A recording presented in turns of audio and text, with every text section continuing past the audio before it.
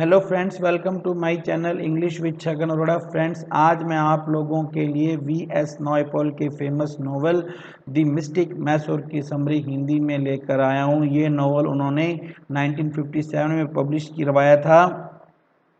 ये एक बहुत ही फेमस नोवेल है जो कि त्रिनिदाद के एक राइटर की स्टोरी है, जिसमें ये दिखाया जाता है कि वो राइटर ये दावा करता है कि मैं एक मिस्टिक मसाज कर सकता हूँ जिससे हर बीमारी ठीक हो जाती है। इसी मसाज के दम पर वो बहुत ज़्यादा नाम, दौलत, पैसा, ताकत कमाता है।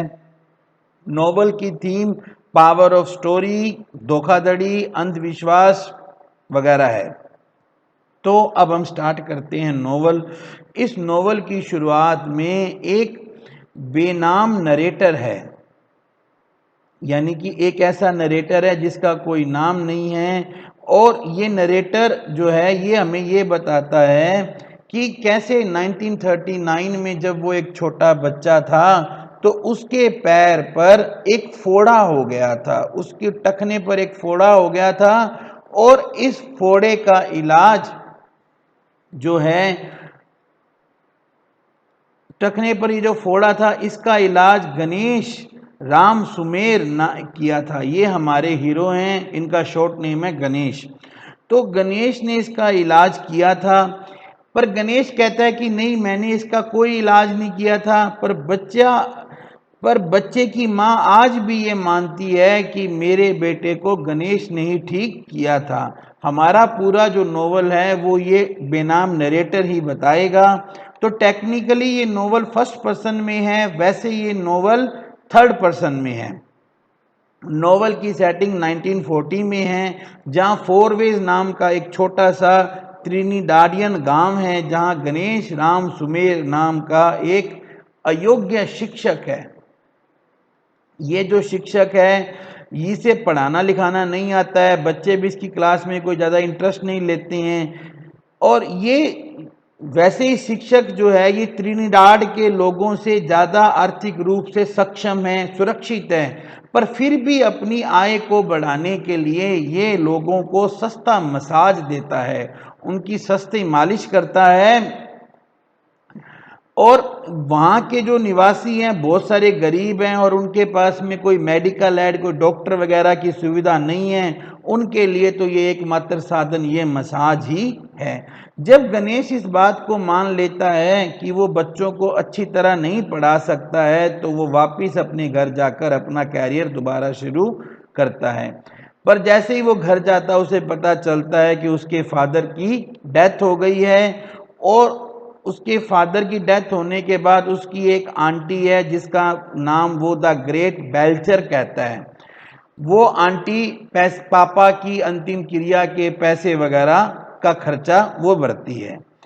अंतिम संस्कार के बाद गणेश उस एरिया के एक अमीर आदमी राम लगन से मिलता है। राम लगन कई दुकानों का मालिक है। बातचीत के बाद राम लगन 20 साल के गणेश की को अपनी 16 साल की बेटी जिसका नाम है लीला, उससे शादी का प्रस्ताव देता है। गणेश प्रस्ताव को स्वीकार कर लेता है। लीला भी बेमन से गणेश से शादी कर लेती है। गणेश अपने ससुर राम लगन से जो दहेज तय होता है उससे ज़्यादा दहेज मांगता है। इस लालचीपन के कारण वो $1500 और फुएंट ग्रोव नाम के गांव में एक घर दहेज में मार लेता है। गणेश और लीला फुएंट ग्रोव वाले घर में रहने के लिए चले जाते हैं। जब वो फुएंट ग्रोव में रहने जाते हैं, वहाँ गणेश की मुलाकात बिहारी से होती है जो कि एक स्टोर का मालिक है। उससे मिलकर गणेश एक प्रसिद्ध लेखक बनने की डिसाइड करता है। इसके लिए वो अपनी लाइब्रेरी बनाता है और लाइब्रेरी में वो काफ़ी सारी किताबें मंगवाता है। शुरू में तो लीला इस काम में उसकी काफ़ी हेल्प करती है, पर जब उसे ये महसूस होता है कि गणेश लिखने से बचने के लिए रीडिंग का ढोंग कर रहा है, तो वो इसका विरोध करती है। जैसे जैसे साल बीतते जाते हैं तो लीला को लगता है कि गणेश तो नकारा है। वो उसे छोड़कर वापस अपने पिता के घर रहने के लिए चली जाती है। अपनी योग्यता को सिद्ध करने के लिए गणेश हिंदू धर्म पर 101 प्रश्न व उत्तर नाम से एक किताब लिखकर उसे खुद ही प्रकाशित करवाता है। अपने इस प्रूफ से रामलगन और लीला बहुत खुश होते हैं, पर जब रामलगन को यह पता चलता है कि यह किताब रामलगन या लीला को डेडिकेट नहीं है बल्कि यह किताब तो बिहारी को डेडिकेट है, तो वो बड़ा गुस्सा होता है। गणेश की किताब बहुत कम बिकती है, तो गणेश को लगता है कि अपने विचारों का प्रचार प्रसार करने के लिए मुझे एक धर्म गुरु बनना चाहिए। उसे इस सिस्टम में बड़ी कामयाबी मिलती है जब वो एक लड़के के ऊपर धार्मिक अनुष्ठान करता है। एक लड़के की माँ कहती है कि मेरे लड़के का पीछा पहले एक काला बादल किया करता था, जब से गणेश गुरुजी ने वो धार्मिक अनुष्ठान किया है तब से मेरा बेटा एकदम ठीक है। अपनी माँ का मुंह बंद करने के लिए वो बच्चा भी ये दावा करता है कि गणेश ने मुझे ठीक कर दिया है। इससे गणेश की सफलता की शुरुआत होती है। गणेश अपने क्लाइंट्स के प्रति बड़ा दयालु है, इसलिए क्लाइंट्स इस हीलर की ताकत की बात को बहुत जल्दी फैलाते हैं। उसकी हिंदू धर्म पर लिखी हुई किताब त्रिनिदाद के सबसे ज्यादा बिकने वाली किताबों में से एक हो जाती है।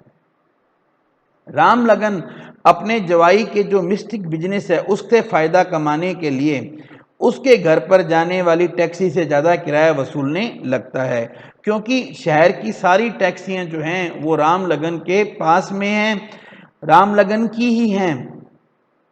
इससे गणेश अपने ससुर रामलगन को ये धमकी देता है कि अगर तुमने ऐसा नहीं किया तो वो भी टैक्सी खरीदकर इस बिजनेस में उतर जाएगा। तो इस धमकी से डरकर रामलगन ये बात मान जाता है। जैसे जैसे गणेश की दौलत बढ़ती जाती है वैसे वैसे फुएंट ग्रोव गांव की अर्थव्यवस्था में भी सुधार आता जाता है। अब गणेश अपनी बदली हुई आर्थिक और नैतिक सामाजिक स्थिति के कारण शहर में रहने लगता है। त्रिनिदाद में त्रिनिदाद हिंदू महासभा है जिसके वर्तमान अध्यक्ष CS नारायण हैं। जब सदस्यों को यह पता चलता है कि उन्होंने संगठन के पैसों से हेराफेरी की है तो वो गणेश को इसका अध्यक्ष चुन देते हैं। वो अपने संगठन का खुद का अखबार द धर्मा चालू करते हैं जिसमें वो सारी त्रिनिदाद की जनता को नारायण के कारनामों के बारे में बताते हैं।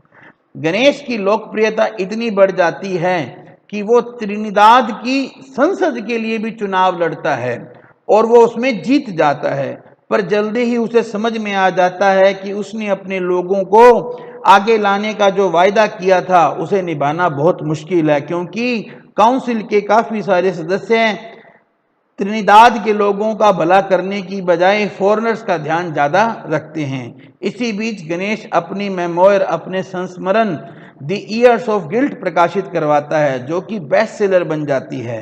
विदेशियों का भला करने में जुटे लोगों में गणेश की समाज सेवा की क्षमता हमें स्पष्ट रूप से दिखाई देती है और यहीं पर ये नॉवल एंड होता है। फ्रेंड्स, अगर आपको मेरा ये प्रयास अच्छा लगा हो तो प्लीज़ मेरे चैनल को सब्सक्राइब करना, वीडियो को लाइक और शेयर करना ना भूलें। मैंने अपने नए चैनल का लिंक डिस्क्रिप्शन बॉक्स में दिया है, प्लीज़ उसे भी जरूर सब्सक्राइब करें। आपने अपना कीमती समय दिया, इसके लिए आपका बहुत बहुत धन्यवाद। आपका दिन शुभ हो। जय हिंद, भारत माता की जय।